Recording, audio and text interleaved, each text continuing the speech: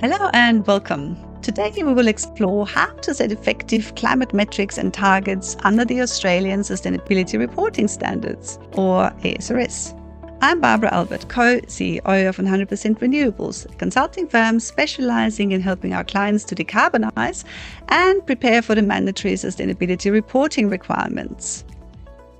The first step in setting impactful climate targets is to establish a baseline of your current emissions across all three scopes. Remember that you can't manage what you don't measure, so you have to quantify your starting point, which sets the stage for realistic and meaningful targets. For a deeper dive into developing an ASRS-compliant carbon footprint, please watch part 10 of our video series. We've put the link to the video in the description below.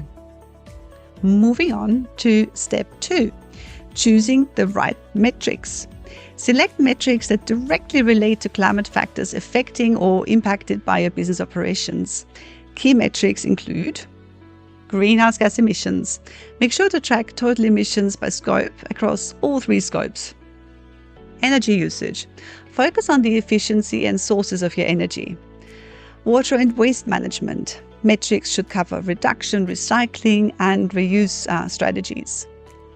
Incorporate both leading and lagging indicators to balance current performance views with foresight into future improvements.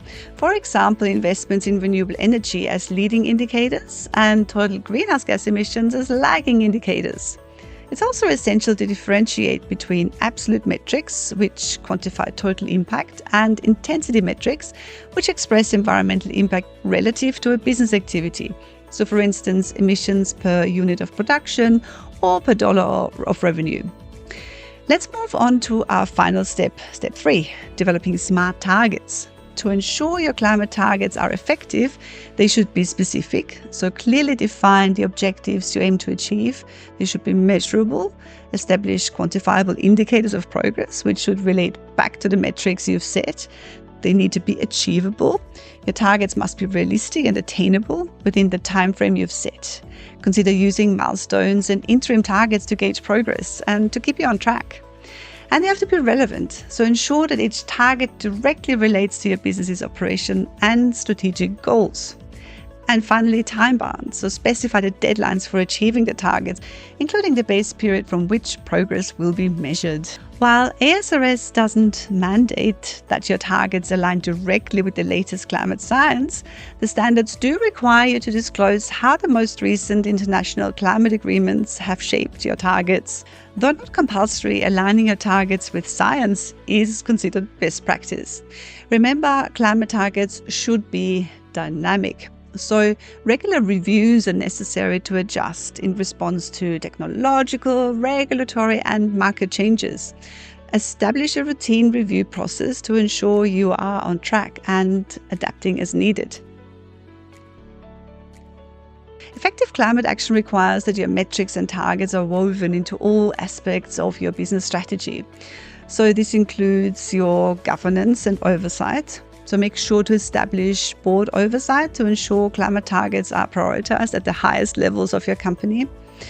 You need to make sure that you've got strategic integration, so incorporate climate risks into your overall risk management framework. Adapt your risk strategy to mitigate potential climate impacts on your operations.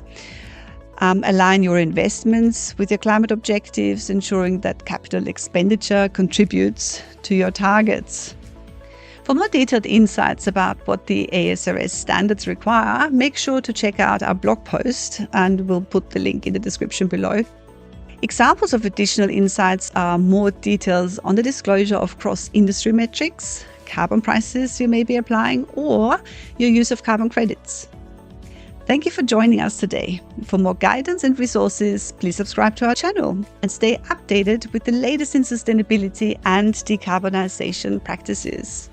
Remember that as you navigate the complexities of setting meaningful climate metrics and targets, whether it's for ASRS compliance or broader sustainability initiatives, our firm is here to guide you every step of the way. You can find our contact information in the description below. In our next video, we'll have a look at a summary of what you need to disclose in your ASRS sustainability report and additional voluntary reporting you can consider. Please note that this video is part of our complimentary course on ASRS. We've put the link to the course in the description below. Thanks for watching, and I'll see you in the next video.